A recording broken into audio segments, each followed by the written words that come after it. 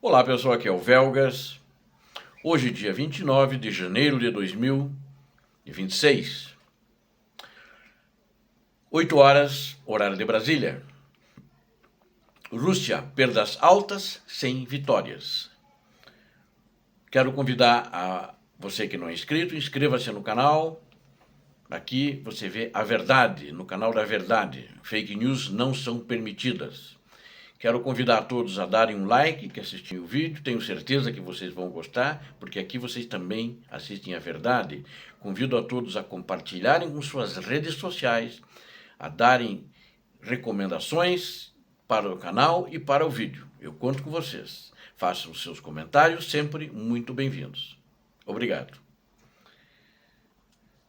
Existe um desgaste muito grande. Talvez seja uma palavra mais forte até que deveria haver, porque vitória, avançar entre 50 a 70 metros por dia numa média mensal, não é vitória, não é nem tática, tampouco estratégica, e muito menos operacional. É rastejar essa quantidade, porque as tropas russas têm baixas no mais alto nível, muito altas, desde a Segunda Guerra Mundial, onde as baixas existentes eram as maiores.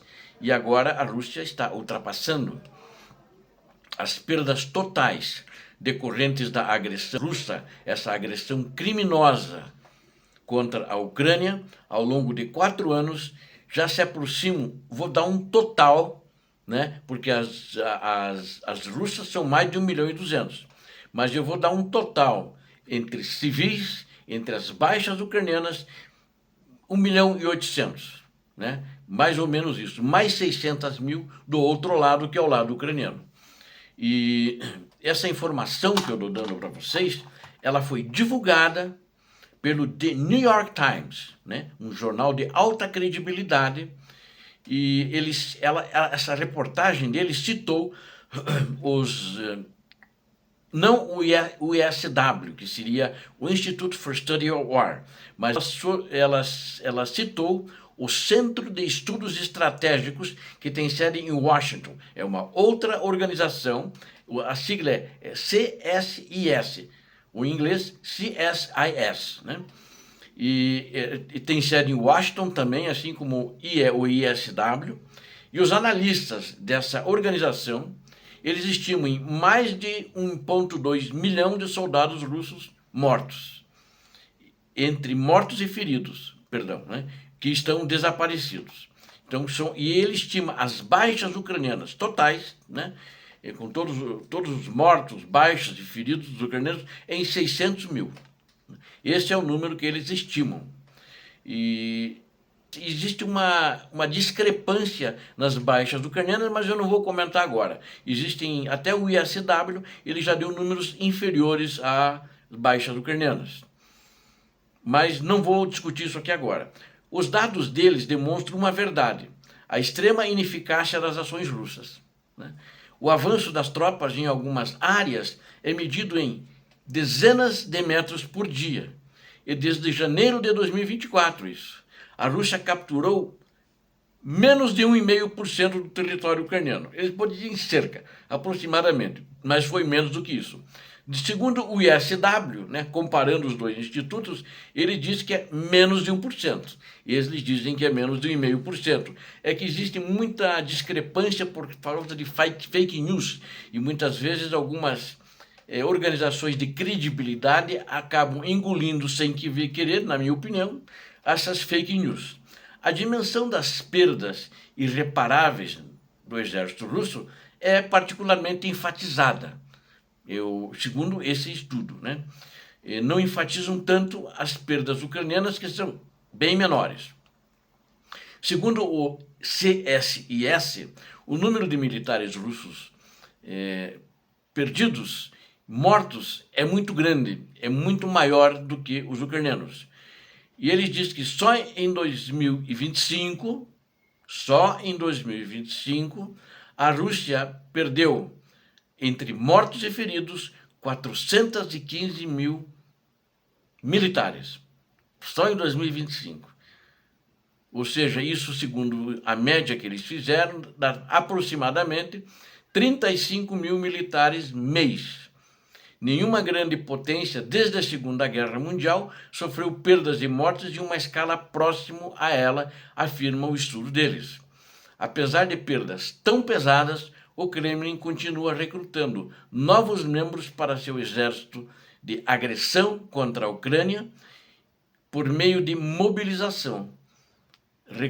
A mobilização que eles fazem é recrutamento de prisioneiros, devedores, né, quem tem dívidas para não ser condenado na justiça, e através de incentivos financeiros. Quem não tem nenhum problema, eles dão um bônus de aproximadamente 25 mil dólares e oferecem um alto salário.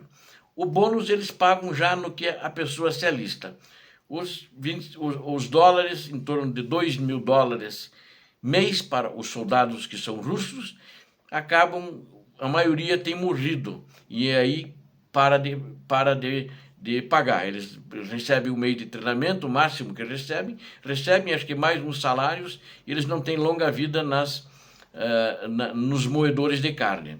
Os analistas também apontam a participação de unidades norte-coreanas na agressão que lutam ao lado da Rússia, principalmente, ou seja, é basicamente só na região de Kursk, que também sofreram perdas significativas. Praticamente metade do efetivo norte-coreano já não existe mais entre eles, que essas baixas seriam mortos e feridos.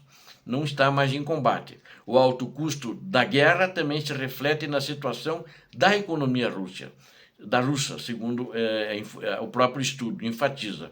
Um dos autores do estudo, chama-se Seth Jones, observou que o modelo de desenvolvimento militar está sob crescente pressão. A Rússia está encolhendo, diz ele. O crescimento desacelerou para 0,6% e há uma ausência de empresas de tecnologia competitivas. Esse número 0,6 não é o número russo, que dá um percentual maior de 1%. É um número fantasmagórico, o número dado pelo governo russo. O fraco desempenho da Rússia no campo de batalha na Ucrânia e o declínio da produtividade econômica indicam que a Rússia está em declínio como grande potência. Na minha opinião, nunca foi grande potência. Existem apenas 3 grandes potências no mundo: China, Estados Unidos da América. E eu reconheço, muita gente não reconhece, vocês vão ver outros vídeos, a União Europeia como Estado, porque na realidade eles têm uma defesa conjunta, que é a OTAN, e eles também são o terceiro maior PIB do mundo. O primeiro é Estados Unidos da América, não, acho que eles em conjunto, perdão, vou corrigir, eles são 27 trilhões. E a China vem com 22, entre 22 a 23 em terceiro, e os Estados Unidos vem com 33 trilhões, né, uma coisa dentro desse número. Então, ele é bem mais forte, mas em termos econômicos, eu diria, a China é muito respeitável, aliado ao seu poderio militar, né? Nunca foi testado, mas ela tem, pelo menos, um grande poderio militar. Embora a Rússia ainda possua armas nucleares, possua um grande exército, na minha opinião, ela não é mais uma grande potência, eu acho que nunca foi, na maioria das categorias militares e econômicas, científicas e tecnológicas. Haja vista que descobriu-se depois da guerra que a maioria dos seus componentes, em torno de 90% do seu armamento, depois de destruído, foi analisado, vinha do Ocidente, ou vinha de Taiwan, né, desses países.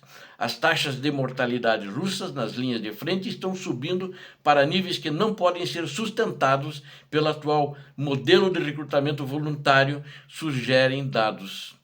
A Rússia intensificou sua busca por novas tropas para a guerra contra a Ucrânia, oferecendo grandes somas em dinheiro de bônus, libertação de presos e programas simplificados de cidadania para estrangeiros. Só que para os presos tem sido também uma grande ilusão, que a maioria deles não volta do campo de batalha. Moscou está tentando reforçar suas forças armadas após quase 4 anos de combates, evitando uma mobilização nacional impopular, segundo relatos da Associated Press. Para os russos com renda média, um contrato significa pagamentos significativos. Para os prisioneiros, é uma chance de escapar das duras condições carcerárias. Para os imigrantes, é um caminho rápido para a legalização na Rússia. Eles acham que a Rússia promete que dará a cidadania Rússia para eles, que eles lá tinham essa esperança. Deviam estar num país muito ruim para acharem que a Rússia é melhor, mas a Rússia está mandando eles para a morte. O único requisito é assinar o contrato e ir para a guerra na Ucrânia. O presidente russo e ditador Vladimir Putin afirmou no mês passado que aproximadamente 700.000 soldados russos estão lutando na Ucrânia. Ele já citou números semelhantes antes, mas não podem ser verificados de forma independente e tem muitos analistas internacionais que estão pondo em dúvidas esses números, até pelas dificuldades que eles estão tendo na Ucrânia. Porque o exército ucraniano está entre 800 a 900 mil militares hoje, mas eles não estão todos na frente da Ucrânia. Deve ter aproximadamente entre 300 a 400 mil que estão no fronte lutando. Os outros estão cuidando de outras partes da Ucrânia, porque não podem ficar desguarnecidas. Moscou raramente divulga oficialmente suas baixas. O Ministério da Defesa do Reino Unido estima que, até o verão passado, mais de 1 milhão de soldados russos podem ter sido mortos ou feridos, ao contrário da Ucrânia, onde a lei marcial e mobilização estão em vigor desde 2022. O Kremlin está evitando um novo recrutamento em massa porque ele tem medo de manifestações dos russos. Após uma mobilização parcial, apenas como exemplo, eu vou dando aqui, em 2022, quando 300 mil homens foram convocados, o que aconteceu? Milhares de russos fugiram do país, aproximadamente 1,5 milhão de pessoas em condições de serem mobilizadas tiraram o time. E o problema é que o pessoal mais qualificado é que saiu fora, trazendo prejuízos para a economia russa. E o recrutamento de estrangeiros agora é uma questão à parte. Eles estão buscando pessoas na África, em Cuba, etc. A Rússia aprovou lei que agiliza a cidadania para aqueles que ingressarem nas Forças Armadas Russas e a garantia de residência permanente. Não sei se está dando resultados, não acredito, deu no início. Agora, com os resultados que são mais conhecidos verdadeiramente o que está acontecendo, eles estão tendo, inclusive, mais dificuldades de encontrar mão de obra para suas tropas serem sacrificadas no teatro de operações da Ucrânia. Obrigado a vocês que assistiram a esse vídeo, conto com vocês, inscrevam-se no canal, deem um like, compartilhem com suas redes sociais, façam os seus comentários. Obrigado a todos vocês, Deus abençoe a Ucrânia, Deus abençoe o Brasil. Paz e bem, paz para toda a humanidade.